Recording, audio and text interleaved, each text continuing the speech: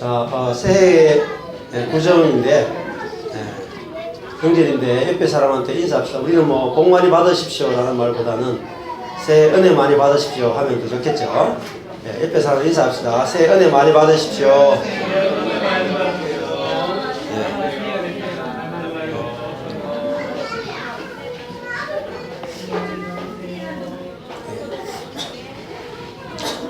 우리 오늘 요한계시록 20장 11절에서 15절 말씀 보겠습니다.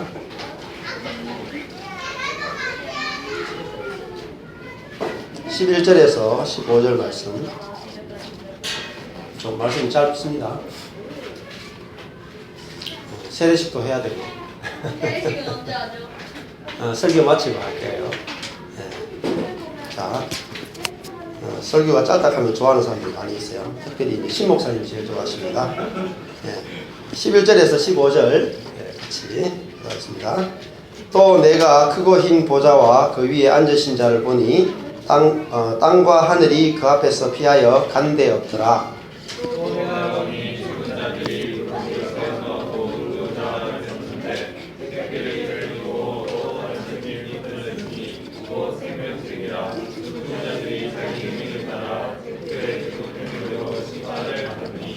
바다가 그 가운데서 죽은 자들을 내어주고 또 사망과 음부도 그 가운데서 죽은 자들을 내어주매 각 사람이 자기의 행위대로 심판을 받고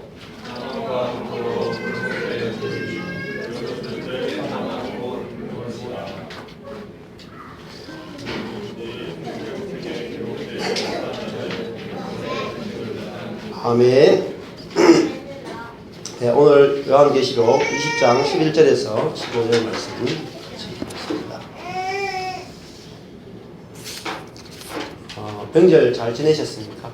네. 어떤 사람은 좋은 일들이 많은 분도 있을 것이고 또 명절 동안에 또 힘든 일이 계신 분도 있을 텐데 중요한 것은 좋은 일이 있느냐 나쁜 일이 있느냐가 아니고 그리스도인은 그거를 소화할 수 있는 능력이 있느냐의 문제입니다. 우리가 그리스도인이 된다는 것은 옛사람이 새사람으로 우리 존재가 바뀌어지는 것을 그리스도인이 된다 이렇게 말하죠. 그래서 우리가 새로운 사람, 새로운 피조물이 되지 못하면 계속 환경의 지배를 받을 수밖에 없고 그 환경에 따라서 우리가 흔들릴 수밖에 없습니다. 마치 바람이 불면 나무가 그 바람에 따라 흔들리듯이 우리가 계속 그 환경을 이기지 못하는 그런 삶이 될 수밖에 없다는 거죠. 그래서 예수 그리스도를 믿는 것은 또 예수님이 우리에게 주시는 가장 큰 은혜는 다른 것이 아니고 우리의 존재를 바꾸어 주는 것이죠. 그래서 실상 그 교회 안에 들어와서 우리가 누리는 구원이 뭐냐?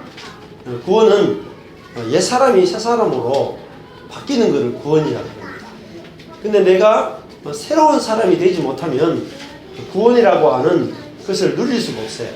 맛볼 수도 없고 체험할 수도 없습니다. 그래서 오늘 이 요한계시록도 마찬가지고 성경이 창세기부터 계시록까지 가장 중요한 것은 뭐냐면은 옛것이 새것으로 바뀐다는 말씀입니다.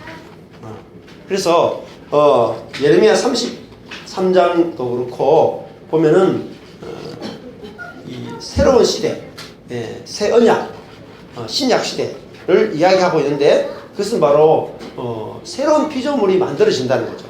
오늘 말씀도 보면은 요한계시록 20장에서 21장 넘어가면서 요한계시록의 결론, 성경의 결론이 뭐냐면은 헌 것이 새 것으로 바뀐다는 거죠. 요한계시록 21장에서 딱 시작할 때 또 내가 새 하늘과 새 땅을 보니 처음 하늘과 처음 땅이 없어졌고 바다도 다시 있지 않더라 이렇게 돼 있어요. 그러니까 성경의 결론이 새 하늘 새 땅이 새 땅. 그러니까 새로운 하늘 새 땅, 다른 말하면 새로운 피조물이 만들어지는 것이 성경의 결론이고 하늘에서 뭐가 내려와요? 2절에 보면은 21장 2절에 보면 새 예루살렘이 온다는 거죠. 그러니까 새 예루살렘이라는 것은 새 나라라는 거죠. 하나님의 나라. 그게 뭡니까? 교회잖아요. 그리스도의 몸된 교회가 출현한다는 이야기입니다. 그래서 새로운 것이 나타나지 않으면은 구원이라고 할 수가 없습니다. 오늘 특별히 20장 요한계시록 20장의 성경 가운데 가장 어려운 본문 중에 하나다 이렇게 말씀을 드렸어요. 그 20장의 오늘 마지막에 11절에서 15절까지를 푸는 데 있어서도 가장 중요한 것이 뭐냐면은 이 땅과 하늘이 11절에 보면은 내가 크고 흰 보좌와 그 위에 앉으신 자를 보니 땅과 하늘이 그 앞에서 피하여 간되었더라 이렇게 시작돼요. 자, 이걸 보면은 하나님이 이 종말의 시대에 예수님이 오신 때부터 재림하실 때까지를 뭐라고 불렀냐면 천년이다 이렇게 불렀어요. 자, 이 천년 동안에 어떤 일이 벌어지냐면 크고 흰 보좌와 그 위에 앉으신 자가 보여야 된다.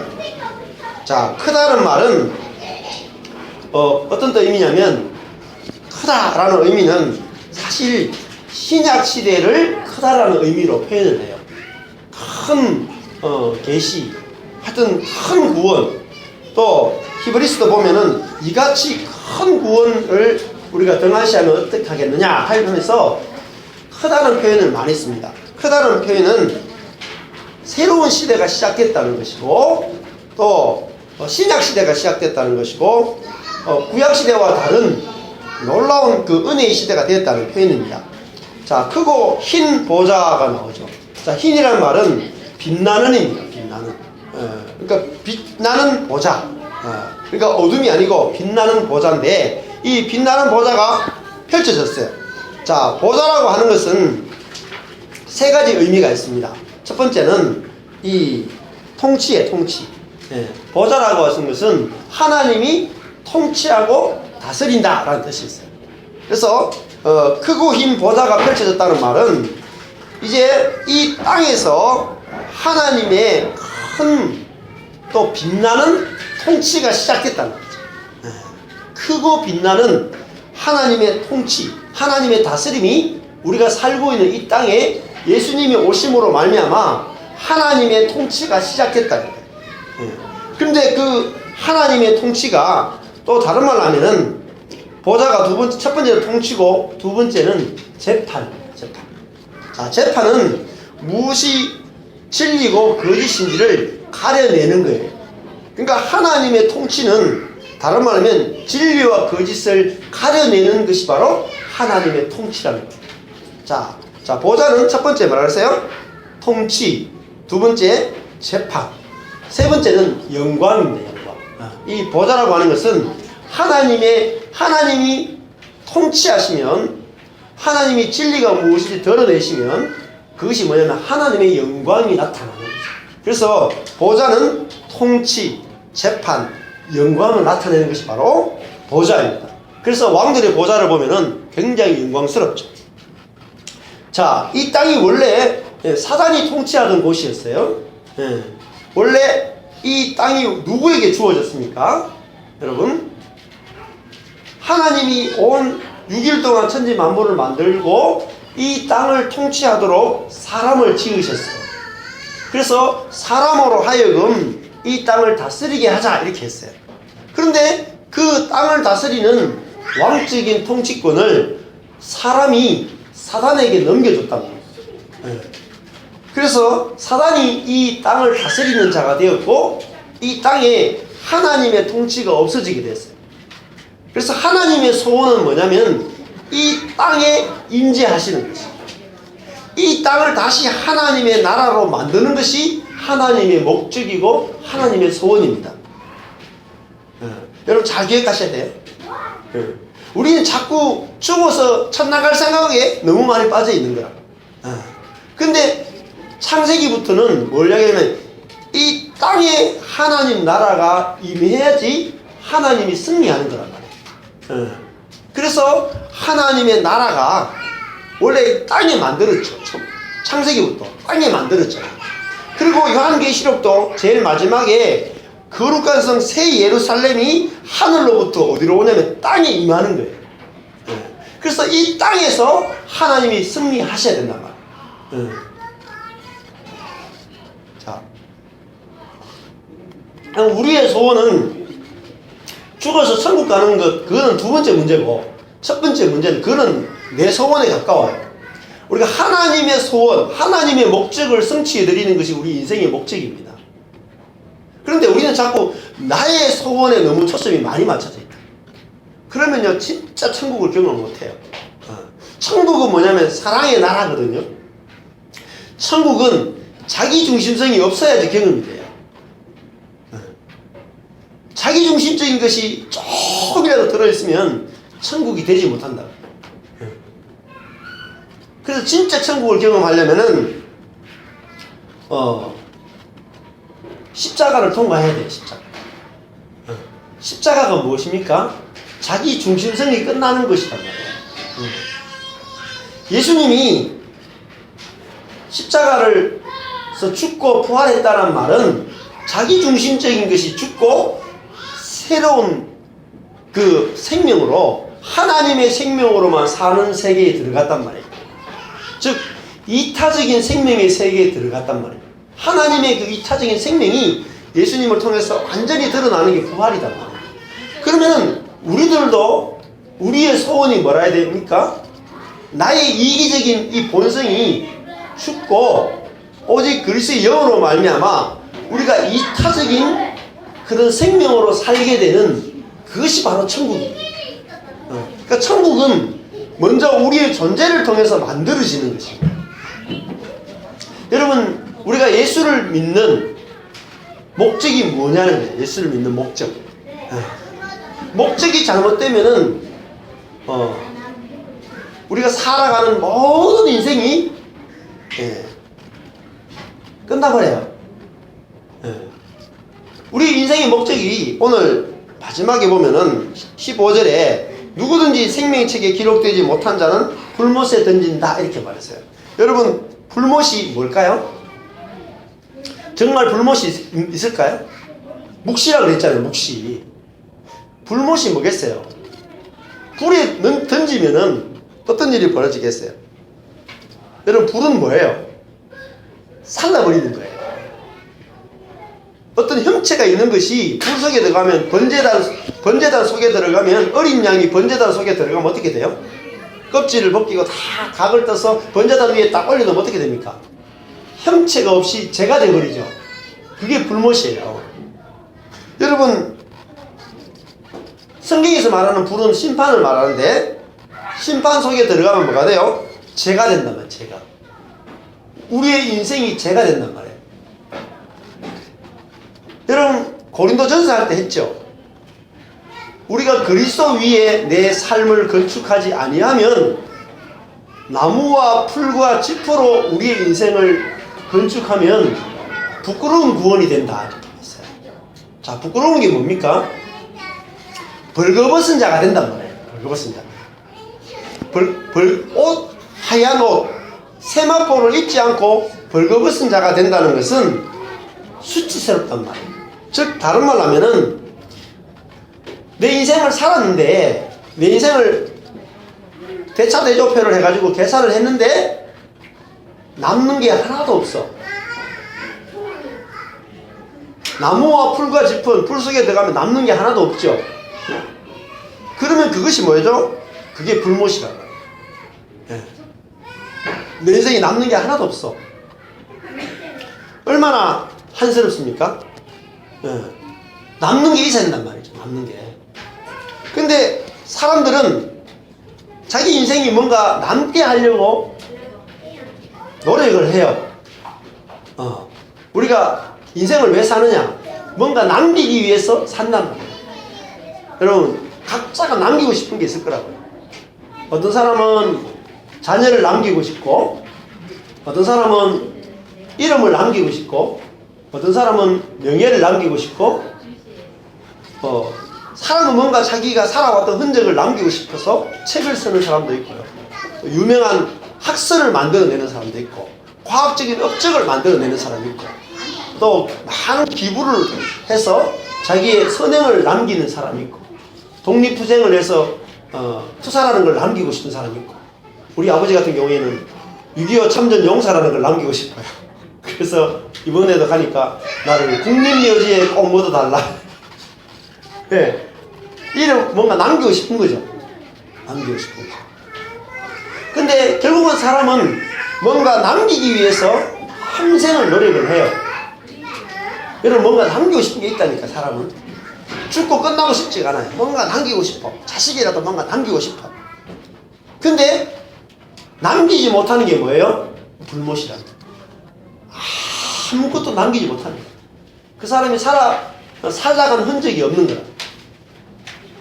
네. 그게 바로 불못이에요. 네. 우리가 이 땅에 왔다면 살아간 흔적이 있었단 말이에요. 그게 뭐예요? 노력해서 만드는 게 아니라, 호랑이가 가족을 남기고 사람의 이름을 남긴다고, 그게 아니고 우리가 새 것이 아니고는 남길 수 없다. 금과 은과 보석이 아니고는 남길 수가 없어요. 네. 뭡니까? 금과 은과 보석이 뭐죠? 네. 이타적인 하나님의 생명이 아니고는 남을 수가 없어요. 금은, 은은, 보석은 다 신성이죠. 금과 은과 보석은 뭐죠? 다 큰 압력을 이겨냈고요. 땅 속에서 큰 불을 이겨냈을 때 금과 은과 보석이 만들어지잖아요. 그러니까 우리 인생 가운데 큰 압력이 오고 큰 고난이 오고 내가 견딜 수 없는 불이 올 때에 그것이 우리로 하여금 나의 이기적인 생명을 끝을 내준다는 거예요. 보게 만들어준다는 거예요. 여러분, 성령이 오셔가지고 우리에게 하시는 일이 있단 말이에요. 성령이 오셔가 하시는 일은 첫 번째는 율법을 통해서 우리를 죽여버려요. 뭐 한다고요?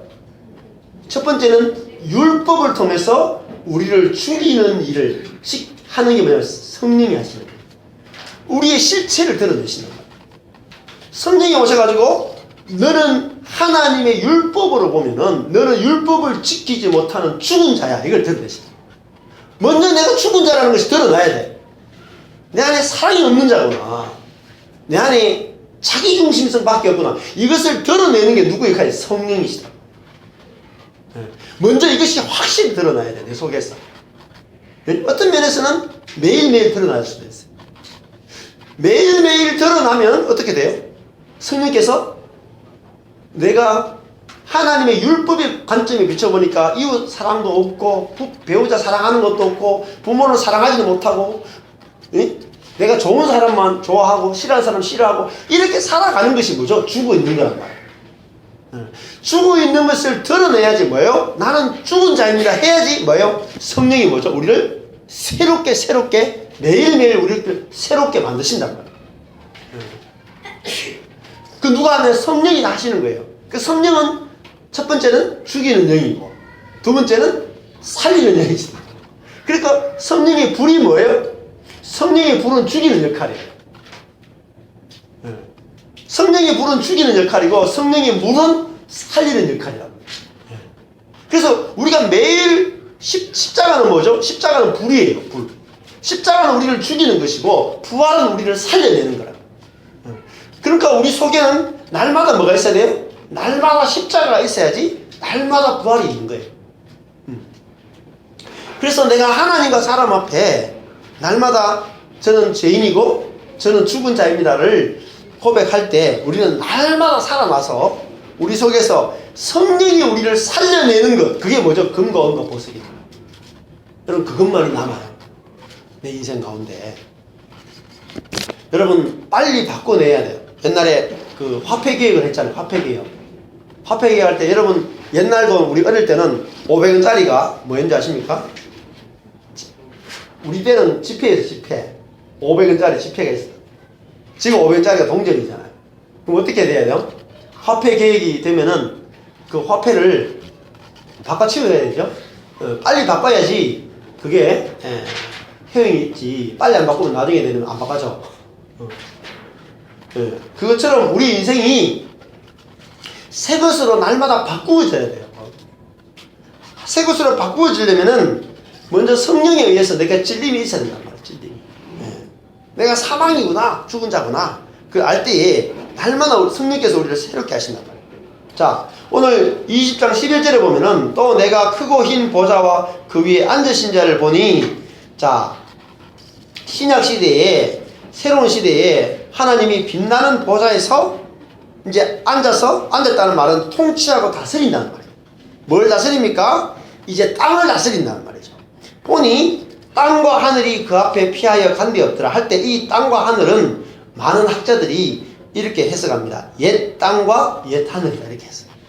옛 땅과 옛 하늘. 옛날 것이 이제는 다 사라지는 거예요. 하나님이 크고 흰 보좌, 새로운 통치가, 하나님의 새로운 통치, 새로운 계시가 신약시대에 예수 그리스도를 통해서 임하니까 어때요? 옛날 것이 다 사라진단 말이에요. 그래서 우리도 옛 것이 다 사라져야 돼요. 옛날 방식으로 신앙생활 하던 것들이 다 사라져야 된단 말이에요. 옛 피조물이 다 사라지는 거죠. 자, 그래서 그렇게 할 때에 어떤 일이 벌어지냐면은 이 하나님이 다스리는 통치는 무엇을 기준으로 이루어지는지를 보십시오. 하나님의 보좌가 나오죠. 또 내가 보니 죽은 자들이 물은 대수하고 그 보좌 앞에 섰다, 이렇게 되죠. 자, 여기 보면은 죽은 자들이 나와요. 근데 죽은 자들이 색깔이 뭐로 되어 있어요? 예? 12절에 초록색이 되어 있죠. 안 그렇습니까? 자, 초록색은 보통은 어디에, 무슨 색깔이죠? 이 성경으로 보면은 성도죠, 성도. 죽은 성도. 그리고 밑에 보면은 생명책이라 밑에 보면 죽은 자들이 나와요. 무슨 색깔입니까? 검정색이고. 그 다음에 또 13절에 보면은 음부도 그 가운데서 죽은 자들, 뭐죠? 얘도 검은색이죠. 자, 죽은 자들이라는 말이 12절에 두 번 나오고 13절에 또 두 번 나와요. 바다가 그 가운데서 죽은 자들을 내어주고, 다른 것들은 다 검은색이고 12절에 내가 보니 할 때 죽은 자들은 초록색이죠. 다르죠. 근데 이게 해석이 이만큼 분분하다는 거예요. 같은 죽은 자들인데 하나는 성도고 세 개는 검은색이죠. 그러면 이거는 뭐죠? 불신자들을 상징하죠. 근데 더 정통적인 해석은 12절에 시작하는 초록색의 죽은 자들도 불신자들을 상징한다. 자, 왜 그럴까요? 이 성경 본문을 해석할 때에 가장 큰 해석의 문제는 12절에 죽은 자들이 누굴까 하는 거죠. 진짜 육신이 죽은 자들을 말할까요? 아니면 영적으로 죽은 자들을 말할까요? 이게 제일 큰 해석이야. 지금은요, 옛날에는 죽은 자들 하면 육신이 죽은 자들로 해석을 많이 했어요. 근데 지금은 많은 해석자들이 이 12절의 죽은 자들을 영적으로 죽은 자들로 해석합니다. 왜 그럴까요? 자, 왜 그럴까요? 제가 지난주에 말씀드렸죠?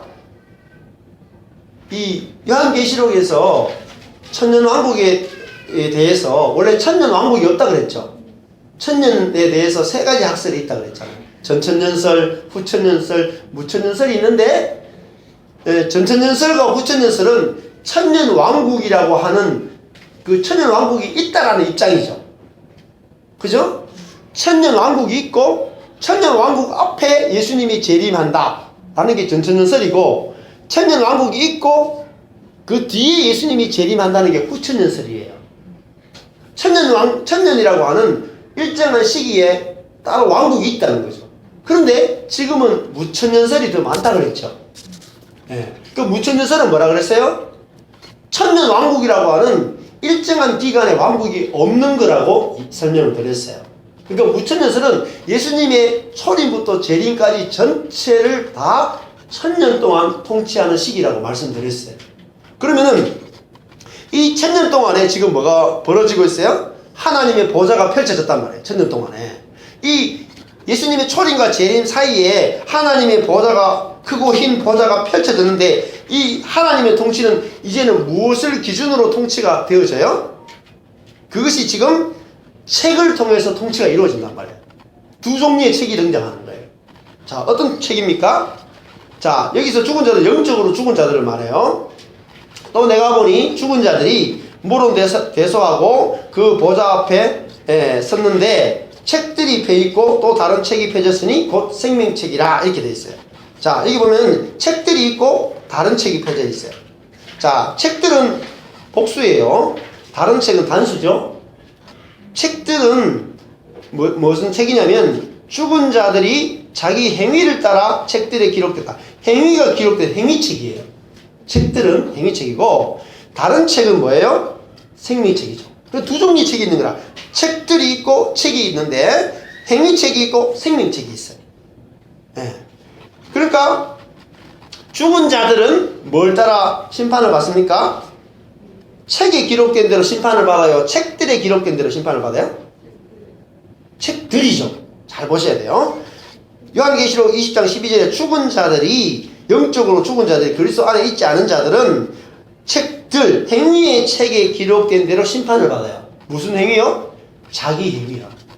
그러니까 자기 행위를 따라가 원어로 카타예요. 카타, 아래. 자기 행위 아래 책들에 기록된 대로 심판을 받는데. 그러니까 무슨 말입니까? 여러분, 이 신약시대에 예수님의 통치는, 심판은, 통치가 곧 심판이에요. 심판은 뭐냐면 생명책과 행위책이 있단 말이에요. 자, 그러면은 진짜 책이 있을까? 이게 또 질문이에요. 진짜 책이 있을까? 네. 책이 없습니다. 묵시라고 그랬죠. 묵시라고 했어요. 제가 구약시대에 제일 중요한 언약이 뭐예요? 새 언약이죠. 예레미야나 에스겔에 보면은, 다니엘서도 마찬가지. 시간이 없어서 다 못 찾아요. 다니엘서도 보면은, 다니엘서에도 7장에 보면은 책들이 펴져 있어요. 책들. 다니엘서에 나오는 이야기예요. 책들이 펴져 있고 하나님이 그 책에 따라서 이 온 열방을 심판한다는 거예요. 근데 이 책들이 다 묵시란 말이에요. 근데 다니엘서도 그렇고 에스겔서도 그렇고 신약의 예언이 뭡니까? 구약에 책이 있죠. 구약의 책이 뭐예요? 돌판이 책이잖아. 돌판. 율법을 기록한 돌판이 책이었어요. 그죠? 그래서 돌판에 기록된 그 율법을 가지고 신앙생활을 했죠. 그런데 새 언약을 통해서, 예레미야나 에스겔을 통해서 새 언약을 주면서 뭐죠? 너희 마음판에 말씀을 새기겠다고 말했죠. 그럼 뭐죠? 우리의 마음이 뭐예요? 책이란 말이에요. 마음이. 네. 그러니까 생명책과 행위책이 있다는 말은 예수 그리스도를 믿는 사람은 무슨 책이 된 거예요? 생명책이 된 거란 말이에요. 생명책이. 네. 근데 예수 그리스도를 제대로 알지 못하는 사람은 뭐죠? 행위책이란 말이에요. 행위책으로 산다는 말은 자기가 늘 율법의 기준으로 내가 옳은 일을 했는가? 악한 일을 했는가? 자기 행위를 율법에 비추어 살아가는 것이 바로 행위책이에요. 자, 이 행위책을 가지고 살아가는 삶은 어떻게 됩니까? 심판을 받는단 말이에요. 왜 심판을 받습니까? 여러분, 자기 존재가 율법이란 말이에요. 그래서 루터가 했던 말이 유명한 말이 있죠. 마틴 루터가. 사람은 날 때부터 율법적이다. 여러분, 우리가 태어날 때부터 우리 존재 자체가 책으로 태어나요. 율법적 행위책으로 태어났단 말이에요. 그래서 내가 내 자신을 볼 때 뭘 기준으로 보냐면 율법을 기준으로 보게 돼 있어요. 그래서 내가 내 자신을 볼 때 선한 일을 했느냐 악한 일을 했느냐 라고 하는 그 율법책을 기준으로 내 자신을 늘 살펴요. 그래서 유교도, 공자님도 성인 군자를 만들려고 했죠. 그래서 교육이 없으면 사람은 짐승이 된다 해서 교육을 시키는데 모든 공자님의 책들은 다 뭐죠? 선악을 구분하는 거예요. 그래서 간단한 율법적인데 더 율법적으로 만들어졌기 때문에 조선왕조 500년 동안에 그 율법이 얼마나 강해졌겠냔 말이에요. 그래서 내가 내 자신을 살필 때 어때요? 항상 내가 선한지 약한지를 돌아봐요. 근데 이거를 너무나 많이 성찰하게 되면 어떻게 되냐면 프로이드가 우울증에 걸린다고 했어요. 사람들이 우울증에 많이 걸리는 이유가 자기가 선한지 약한지를 계속 살피면 우울증에 걸린단 말이에요. 그리고 정신분열증에 걸린단 말이에요. 자기가 선한 사람이 되고 싶은데 실상은 곤고한 자란 말이에요. 그래서 거기서 분열이 막 일어난다. 예. 그래서 안식을 찾지 못하고 자기가 자신을 살피니까 어때요? 악한 것이 많단 말이에요. 또 악한데 그것을 선한 것으로 막 덮어요. 그게 뭡니까? 그게 바로 불못이다. 불못. 예. 여러분, 우리 속에 교회에 와서도 성도들이 계속 듣는 게 뭡니까? 선하게 살아야 된다. 말씀대로 살아야 된다. 이 이야기를 계속 들으면 어떻게 되는 줄 아세요? 죄책감이 갈수록 늘어나요. 그 다음에 두 번째 문제는 내가 교회 안에 있는 다른 지체를 볼 때도 어때요? 율법을 가지고 계속 보기 때문에 연합이 안 돼요. 옆에 사람하고 교회 생활 오래 하는데도 옆에 사람하고 하나가 되지 못하는 거예요. 자꾸만 갈라지는 거예요. 그러니까 재미가 없는 거예요, 신앙생활. 그러다 보면은 교회를 떠나게 되고 신앙생활을 다 버리게 돼요. 근데 그것이 뭐죠? 우리 속에 있는 그 율법 때문이라는 거예요. 예. 그래서 이 행위책 이 끝나야 돼요. 근데 사람이 이 행위를 왜 못 끝내느냐 하는 거죠. 왜 율법이 끝나지 않느냐? 사람이 왜 선악을 먹었겠어요? 하나님처럼 되고 싶었습니다. 하나님처럼 내가 다른 사람보다 더 옳은 사람이 돼야지 뭐가 돼요? 하나님처럼 될 수 있는 거예요. 내가 다른 사람보다 나은 것이 있으려면 기준이 있어야 되죠. 안 그래요? 다른 사람보다 내가 나아야지 뭐가 해요? 행복하다. 안 그래요? 다른 사람보다 뭔가 나은, 여러분 행복을 느끼는 걸 자세히 보세요. 뭔가 다른 사람보다 돈이 더 많거나 지식이 더 많거나 지위가 높거나 선행을 더 많이 했거나 재능이 많거나 외모가 더 예쁘거나 뭔가 다른 사람보다 더 좋은 게 있어요. 그러려면은 선악이 있어야 된다고. 선악이. 그러니까 사람이 선악을 못 버리는 것은 선악을 버릴 거면 어떻게 돼요? 잘나고 못난 것이 없기 때문에 뭐가 안 됩니까? 내가 하나님처럼 다른 사람보다 높아질 수 있는 사다리가 다 무너집니다. 그래서 사람은 끊임없이 우리 속에서 내가 다른 사람보다 낫다. 누가 크냐? 누가 높으냐? 이것이 우리 속에 들어있어요. 이게 뭐죠? 쫀심, 자존심. 이 자존심 이거는 보통 게 아니에요, 여러분. 네? 교회 생활할 때 제일 힘든 게 뭐죠? 섭섭증이에요. 이거 하나 못 넘었어요. 섭섭 고개를 못 넘어간다고. 교회 안에 늘 문제가 뭡니까? 내 의견이 묵살되면은 견디지 못해요. 그러니까 누구 의견이 더 옳으냐는 못 넘었어요. 근데 그것이 어디서 왔죠? 행위체계에서. 네. 자, 그래서 내가 옳으냐 네가 옳으냐라고 하는 이 세계 속에서는 우리가 전부 다 불못에 던져진다. 정말 고통스러운 삶이 된다. 네. 여러분 그 사랑하는 부부도 율법이 들어가면 지옥이 되잖아요. 우리 예를 들면 심이가 이쁘다 이렇게 해도 막내라서 이쁘잖아요. 각 집마다 막내들은 다 이쁠 거예요. 혜연이도 그렇고 애들 이제 은수는 하나밖에 없기 때문에 눈에 넣어도 아프지 않을 정도로 그리고 여기도 현전이도 하나밖에 없고. 근데 그 이쁜 애들도 내 속에 뭐가 딱 들어가면 미워져요. 옳으냐 그르냐라는 것이 딱 들어가면은 그 잣대가 딱 들어가면 바로 그냥 회초리가 나오고 바로 여기 나오고 막 분노가 막 파라산처럼 뿜어져 나온다. 여러분 그것이 끝나는 게 뭐냐면 땅과 하늘이 그 앞에 피하여 간 데 없더라는 거예요. 그 행위의 세계가 끝나는 거예요. 행위의 세계가. 행위의 세계를 끝내는 게 뭐죠? 율법을 끝내는 게 뭐죠? 십자가라고 해요. 십자가는 그 율법의 저주를 끝내버린단 말이에요. 율법의 저주. 응? 하나님 앞에서 말씀대로 살았느냐 못 살았느냐라고 딱 하는 그것을 따라 심판하는 그 율법 자체를 끝내버리는 게 바로 십자가의 능력이라고요. 그러면은 내 속에서 뭐가 사라져야 되면 율법 자체가 그죠? 문제는 율법을 통해서 내가 죄인인 걸 알아야 되지만, 알아가는 용도로서 율법은 필요하지만, 그것을 나를 정죄하고 다른 사람을 정죄하는 용도로서의 율법은 없어져야 된다. 그래서 행위책에서 뭐로 넘어가야 되냐면 생명의 책으로 우리가 넘어가야 된단 말이에요. 자, 보세요. 우리 인생이 선과 악을 가지고 판단하는 것이 바로 행위책이에요. 그러나 이제는 우리가 선과 악으로 내 자신이나 하나님과의 관계를 보는 것이 아니라 뭘 기준으로? 생명을 기준으로 우리 인생을 봐야 된다. 자, 생명은 뭡니까? 살릴 것이냐 죽일 것이냐. 살릴 것이냐 죽일 것이냐. 하나님이 우리를 볼 때 어때요? 하나님이 우리를 창조하고 지은 분이시단 말이에요. 그걸 기억하셔야 돼요. 하나님이 우리를 보실 때 살릴 것이냐 죽일 것이냐를 가지고 보는데, 여러분 율법의 기준으로 보면요, 우리는 전부 다 뭐예요? 다 죽은 자예요.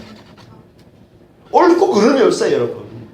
여러분 율법이 나쁜 것 같지만 사실은 더 좋은 게 있단 말이에요. 제대로 율법을 딱 쓰면요, 우리가 다 죽은 자예요.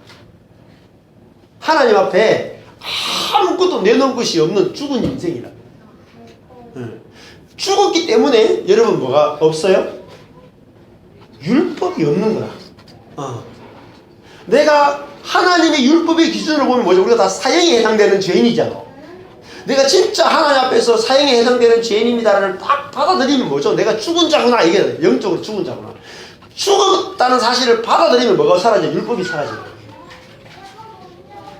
여러분, 내가 하나님 앞에서 거룩한 채 하고 선한 채 하고 다른 사람보다 나은 채 하고 비교하기 때문에 뭐가 작용되냐면 율법이 작용하는 거예요. 근데 정말 내가 하나님 앞에 내놓을 것이 아무것도 없는 인생이라는 거를, 죄와 같은 인생이라는 거를 알게 되면 뭐가 사라져요? 정죄가 사라지는 거예요. 그리스도 예수 안에 있는 자에게는 정죄가 없죠. 여러분 번제단을 보세요. 내가 내 자신에 대한 정죄가 사라지려면 번제단에 있는 번제물은 하늘의 불로 태우는 거예요. 제사장에 가서 불 댕기지 않아요. 번제단의 불은 하늘에서 불이 임해야지 어떻게 돼요? 하늘의 불이 임해야지 번제물을 죄로 만들 수 있어요. 죄가 되면 어때요? 그 다음엔 불이 없어요. 여러분 나무 토막 갖다 대는, 나무 처음에 장작 갖다 놓으면 불이 막 붙다가 다 타고 나면 죄가 될 때는 불이 붙어요? 안 붙어요? 안 붙죠. 여러분 내 마음속에 내 자신을 정죄하는 것이 왜 있는 줄 아십니까? 내가 죄라는 것을 안 받아들이기 때문에 계속 불이 붙어요. 하나님, 나는 하나님께 내놓을 것이 아무것도 없는 사람입니다. 이게 십자가의 능력이에요. 십자가는 우리를 완전한 죄인으로 만들므로 완전하게 부활시켜버려요. 우리가 완전한 죄인임을 못 받아들였기 때문에 완전한 부활을 체험하지 못하는 거예요. 죄인이라 그래도 어중간한 거예요. 어중간한 거야. 행위적인 죄밖에 몰라. 그러니까 완전히 태워지지 않는 거예요. 그냥 겉만 타지. 뭐 3도 화상 입는 거 나오는 거. 번제단에 올라갔다가 3도 화상 입고 나와서 다시 치료받고 사는 거라. 그러면 안 돼요. 완전히 우리 존재까지 다 태워져요. 존재까지. 그래서 하나님과 사람 앞에 내가 내세울 것이 아무것도 없는 자다. 그러면은 아무것도 없으면 비교가 없어져.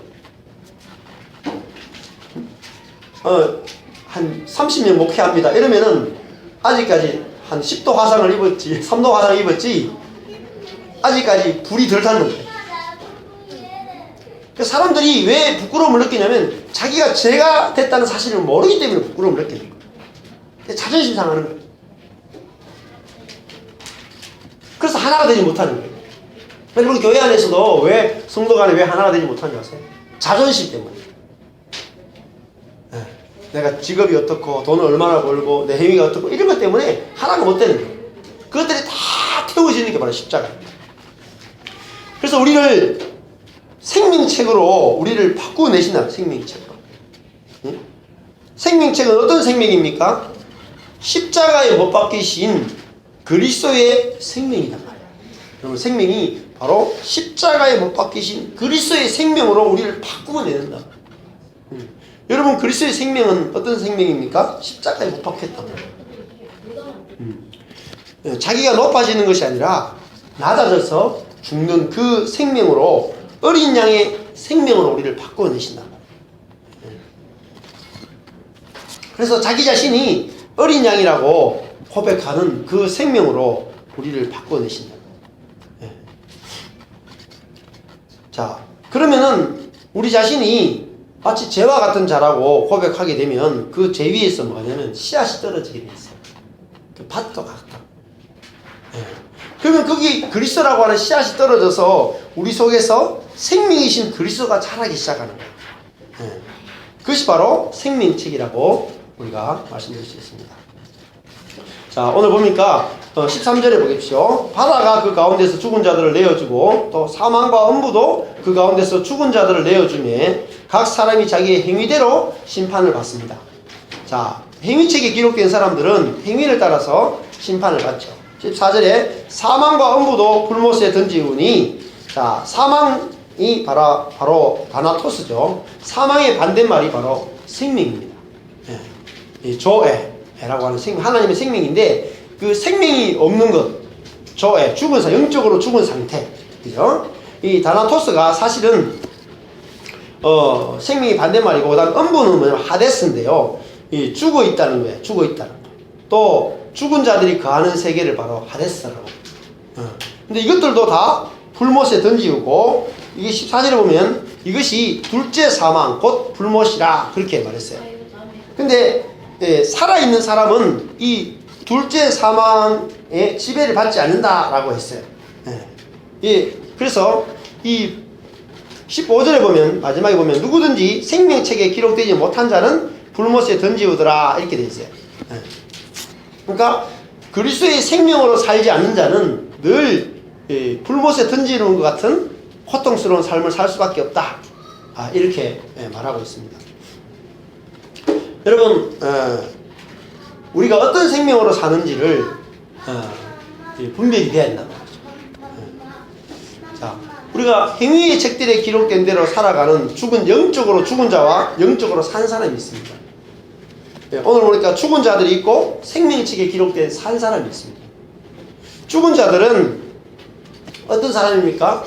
선악의 지식을 먹고 늘 선악에 따라서 판별하고, 그 다음에 하나님처럼 늘 되려고 합니다. 그런데 하나님처럼 되려고 하는 도구 중에 가장 무서운 게 뭐냐면은 선을 통해서 하나님처럼 되려고 한다는 거죠. 그래서 이것이 거대한 속임수예요. 선이냐 생명이냐, 여러분, 이것이 영적인 분별력입니다. 선이냐 생명이냐. 이게 달라요. 선은 하나님을 위해서 헌신하고 봉사하는데 동기가 뭐냐면 자기가 하나님처럼 되고 싶어서 합니다. 선이라고 해요. 그러니까 즉 자기의 자원으로 행하는 거예요. 자기의 자원으로. 근데 생명은 자기의 자원으로 하는 것이 아니라 오직 성령을 통해서 자기 속에서 흘러나오는 것이 바로 생명이다, 이렇게. 그래서 에스겔에서도 보면은 성전의 그 문지방에서 흘러나오는 것이다, 이렇게 말합니다. 생명은 어디로 갑니까? 낮은 곳으로 간다. 두 가지가 다릅니다. 여러분, 예수님을 우리가 믿게 되는데 오늘 세례식을 하게 됩니다. 세례를 구약으로 치면은 홍해를 건너는 것이라고 이야기를 합니다. 홍해에서 세례를 받았다, 이렇게 말해요.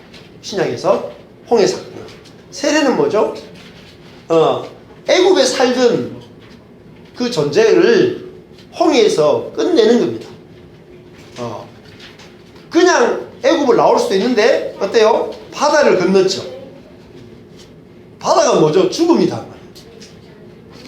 애굽에 살던 그 존재, 선악을 따라서 하나님처럼 되려고 하는 그 존재가 홍해로 와서 어때요? 바다 속으로 들어가는 거예요. 거기서 죽죠. 죽고 나올 때 그들이 죽어서 나왔어요? 살아서 나왔어요? 살아서 나왔어요. 그게 부활이란 말이에요. 그래서 그들이 홍해를 걷어서 나와서 이제는 애굽에 살았는 게 아니고 가나안에 사는 백성이 됐죠. 완전히 나라를 옮긴 것입니다. 그런데 자, 그들이 홍해를 거쳐 나온 다음에 그들이 제일 중요한 게 뭐였습니까? 물이었어요. 물. 그들이 처음 만난 곳이 뭐죠? 마라였어요. 쓴물이 나오는 곳이었어요. 근데 결국은 새로운 생명으로 그들이 살려면 물이 바뀌어야 된단 말이죠. 쓴물이 단물로 바뀌어져야 돼요. 애국의 물이 이제는 가나안의 물로 바위에서 솟아나는 생수로 물이 바뀌어야 된다. 근데 그들 속에 있는 것은 뭐죠? 쓴물밖에 없었단 말이에요. 그래서 그 쓴물이 뭐냐면 이스라엘 백성들 속에서 나오는 것이 뭐냐면 쓴물밖에, 죽음밖에 나오는 게 없었단 말이에요. 그래서 그들이 이 물이 바뀌기를 구했을 때 어떻게 됐어요? 하나님이 나무 막대기를 하나 구해서 그 물에 던지라고 했어요. 그래서 물을 던지니까 그 물이 뭐로 바뀌었어요? 단물로 바뀌었어요. 여러분, 단물이 뭐냐면 생명을 말해요. 죽음이 생명으로 바뀌었어요. 근데 죽음이 생명으로 바뀌려면 뭐가 필요합니까? 십자가가 필요합니다. 십자가. 예수님의 죽음이 필요하다. 또 뭐죠? 그 예수님의 죽음에 우리가 포함되는 것이 필요하다고. 여러분, 그래서 우리의 죽음이 내어놓아질 때에 어떻게 돼요? 그 물이 단물이 되는 것입니다. 여러분, 그래서 우리가 이 행위 책에서 생명 책으로 넘어가는 것은 우리 행위가 죽어지는 만큼 우리에게 생명이 들어가는 거죠. 그래서 내가 내 자신과 이웃을 판단할 때 늘 뭐죠? 행위를 기준으로 판단하잖아요. 그것이 죽는 만큼, 그것이 물에 던져져서 죽어지는 만큼 뭐죠? 그게 던져지려면 어떻게 해야 돼요? 그게 틀렸다는 걸 알아야 돼요. 내가 내 자신과 이웃을 행위로 판단하는 그 율법적인 삶이 잘못된 것이다라는 걸 알아야지 그걸 뭐죠? 물에 던질 수 있단 말이에요. 던지는 만큼 뭐가 나와요? 생명으로 바꾸어져 나온단 말이에요. 그래서 매일매일이 우리가 갇혀 살아요. 행위의 삶에 갇혀 산다고요. 그러면 뭐가 돼요? 늘 우리가 나는 옳고 너는 틀렸다밖에 안 나와요. 하루를 살아보세요. 24시간 동안에 늘 하는 게 아내인 내가 옳고 남편인 너는 틀렸다. 이거밖에 안 나온다니까요. 24시간 살아도요. 썬물밖에 안 나와. 썬물밖에. 그런데 내가 썬물이구나 라는 것을 인정을 하면 뭐로 바뀌어요? 그게 내 죽음을 내놓는 거야. 하나님, 저 인간이 남편이 틀린 게 아니고 내가 틀렸네요. 이게 내 죽음을 내놓는 거야. 근데 내 죽음을 안 내놔. 저 인간이 틀렸네. 저 인간이 틀렸어요. 저 인간 바꿔서 계속 그러면 어떻게 돼요? 상대방의 죽음을 요구하는 거지. 상대방의 피를 요구하는 거지. 그러면요,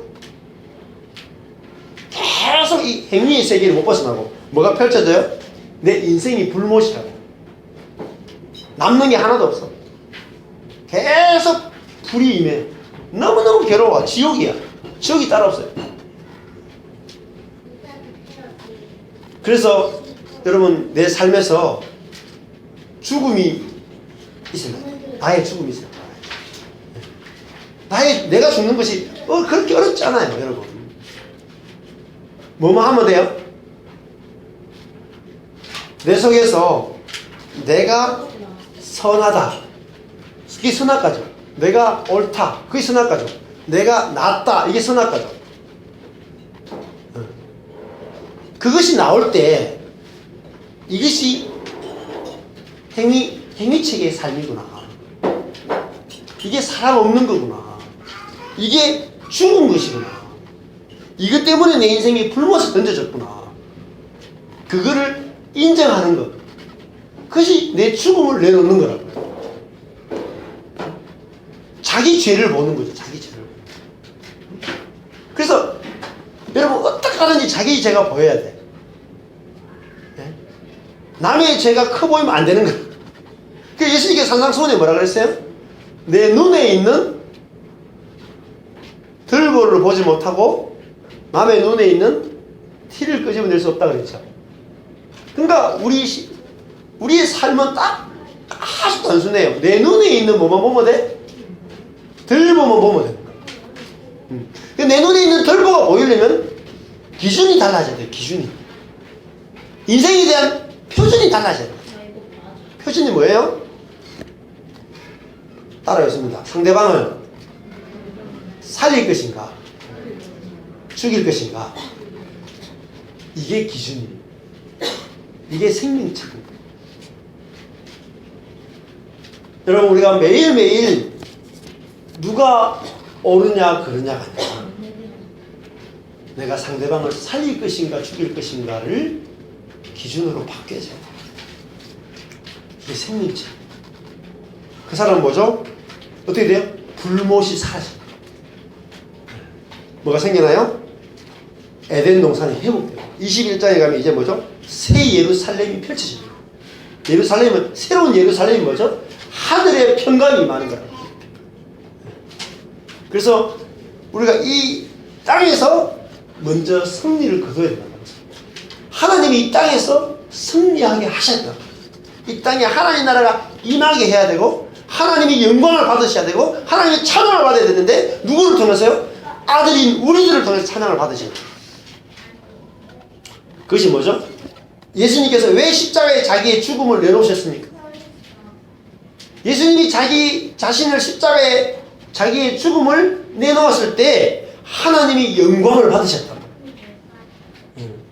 그래서 우리들도 나의 죽음을 내놓을 때 그 십자가라고. 근데 그 나의 죽음을 내어놓게 만드는 분이 누구냐면 성령이라. 성령께서 우리 속에 오셔가지고 우리를 날마다 새롭게 하시는데, 뭐로 새롭게 하세요? 내가 죄인인 것을, 내가 아무것도 아닌 것을, 내가 십자가에 못 박혀야 될 사람인 것을 알게 하시고 내어놓게 하십니다. 그럴 때 그 가정과 그 교회가 뭐죠? 생명으로 살아나는 역사입니다. 네. 그래서 2018년 올 한 해가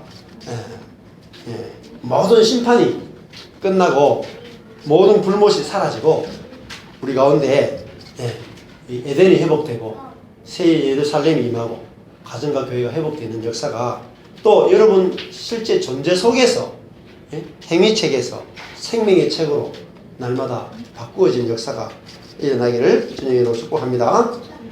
기도하겠습니다. 하나님 아버지, 감사합니다. 행위책 안에서 행위로만 하나님과 사람을 판단하고 내가 보좌에 앉아서 하나님도 판단하고 사람도 판단하고 심지어 사랑하는 가족조차도, 사랑하는 성도들조차도 내가 보좌에 앉아서 늘 내 관점에서 판단하고 살 수밖에 없는, 그래서 우리의 존재가 마치 불못에 던져지는 것 같은 그런 삶을 살 수밖에 없는 우리들을 불쌍히 여기셔서 우리를 그 불못에서 건져서 생명의 세계로 우리를 옮기시는 주님을 찬양합니다. 우리가 날마다 주님을 찬양할 것밖에 없고 주님을 찬양할 것밖에 없는 것을 위해서 주님 감사를 드립니다. 예수님 이름으로 기도했습니다. 아멘.